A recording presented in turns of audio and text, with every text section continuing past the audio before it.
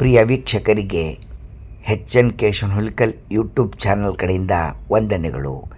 ಇಂದಿನ ವಾರ್ತೆ: ಹಾಸನ ಜಿಲ್ಲೆ ಕಾಮೇನಹಳ್ಳಿ ವಸುಮತಿ ಜಗನ್ನಾಥ್ ಅವರ ಮೊಮ್ಮಕ್ಕಳು ನಿಹಾರಿಕಾ ಮತ್ತು ನಿಸರ್ಗ ಅವರು ಹಾಡನ್ನು ಹಾಡಿ ಎಲ್ಲರಿಗೂ ಮನಸ್ಸನ್ನು ಬಹಳ ಸಂತೋಷವನ್ನು ಉಂಟು ಮಾಡಿದ್ದಾರೆ.